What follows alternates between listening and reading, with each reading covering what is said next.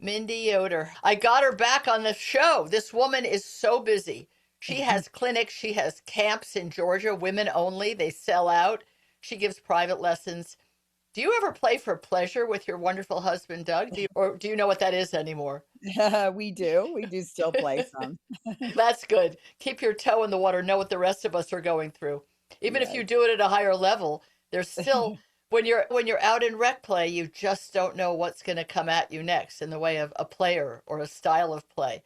So one of the things that comes up, and it doesn't come up all the time, and I wonder should it?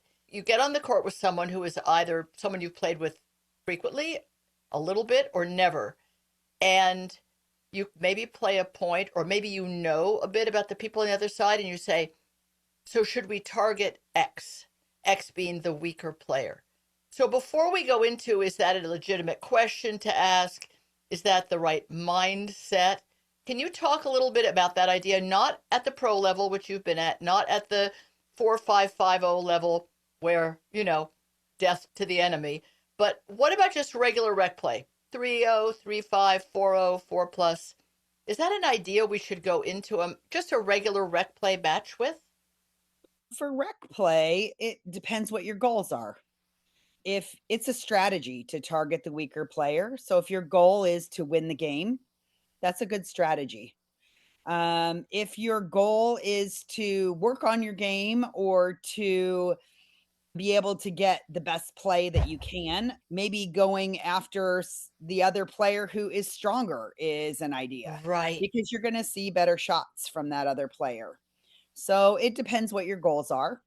That's I think if you get a more advanced player that plays rec play with you, or you ask and say, "Hey, would you play a game with us?" right. They say, "Sure." They come over to play a game. If you don't hit to them, they won't be back to play a Great game with you. point. Great point. That's a really great point. I was once on the place where I play at True Pickleball Club in Latham. The courts are in a very informal way. One and two are for the more beginner players, three and four maybe more intermediate, five, and if the sixth court, which is called the championship court, is open, is supposed to be for the more advanced players.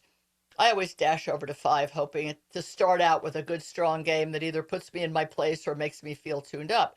And a gentleman came on the court to play with me who doesn't come often, and I didn't know he was a very good player. And he was so annoyed after that first game. He said, they never hit to me. They hit everything to you. And that's Mhm. exactly your point. Mm. They're not interested in being there to be avoided, right? So it will make the advanced player say, "This isn't worth my time," or worse, after you leave that game, the opponents say, "I beat X good player," Right, and right. you didn't beat X good player.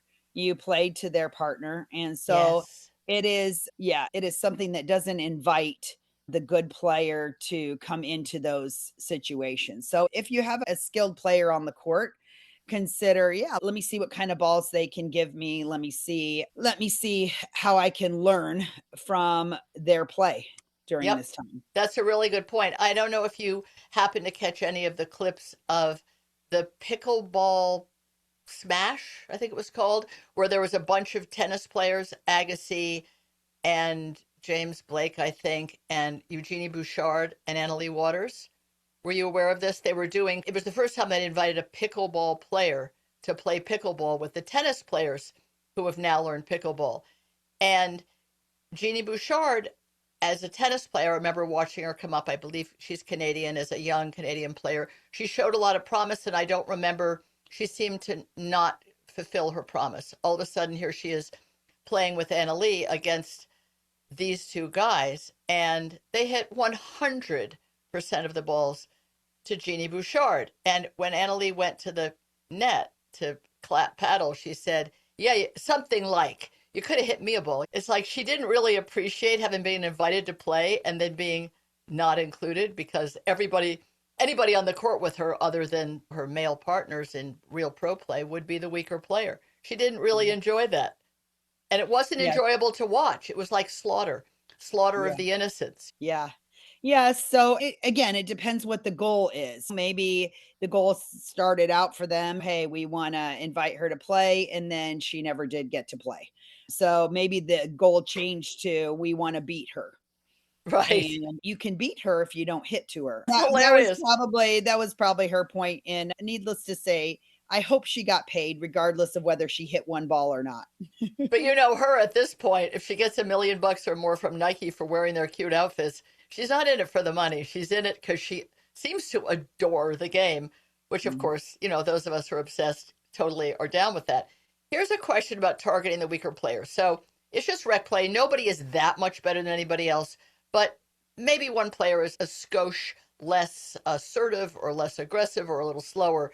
So when you say to your partner, should we target her or him? I've had partners say, no, let's just play the ball. Or no, I want to hit to that better guy just for the reason you said.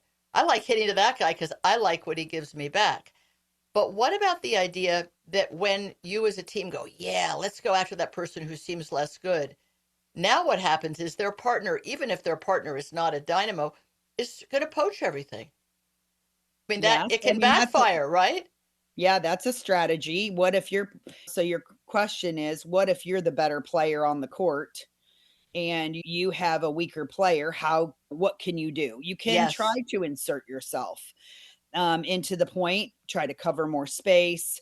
The other thing is just be a good partner, the better player, because it's going to happen to you. You will be the player on the court who's the better player. You will be the player on the court who's the weaker player. So that's if right. you're the weaker player on the court, how would you like your partner to treat you? What would you like for them to do, to say, to not say? Be that Right. partner. Be that partner. So you would have to communicate it. In other words, let's say the first four balls come to you, the weaker player, and you wish that your partner had saved you more, could have saved you. Is that would be like, if they're really going to go after me, feel free to jump right in. I've said that to guys. They're going to Yeah. come after me. I'm going to have a target on my back or my front. Feel free to jump in and give it right back to them, Yes. or not, or say, you know Yeah. what, I know I'm going to get targeted, but let me deal with it as best I can. Yes, and you can simply ask your partner before you start the game, "How can I be a good partner to you That's this nice. game?" And that's a question before anybody's under stress. That's right. And hopefully they will reciprocate that question, because some people being a good partner is to be encouraging, whether that's Yes. verbally or non-verbally.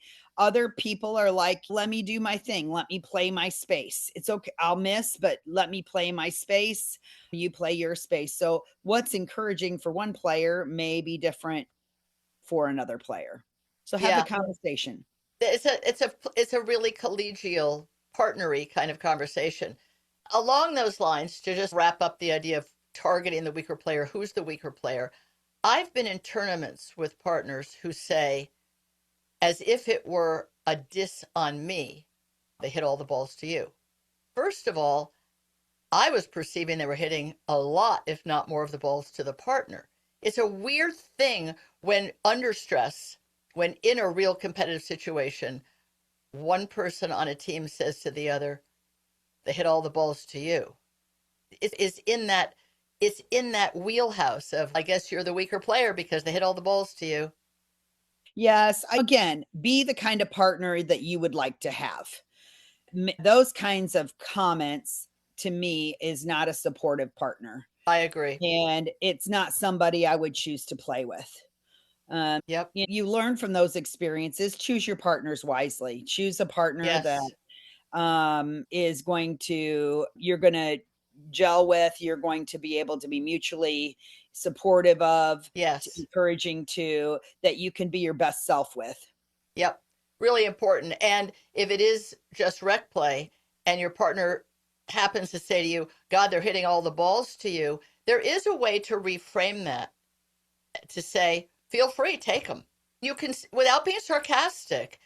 And maybe it's not even your perception that all the balls are coming to you. Mhm. Maybe you're making some errors. Definitely your partner's making some errors because it's a game that wins or loses on errors more than winners, I guess you could say Mhm. sometimes.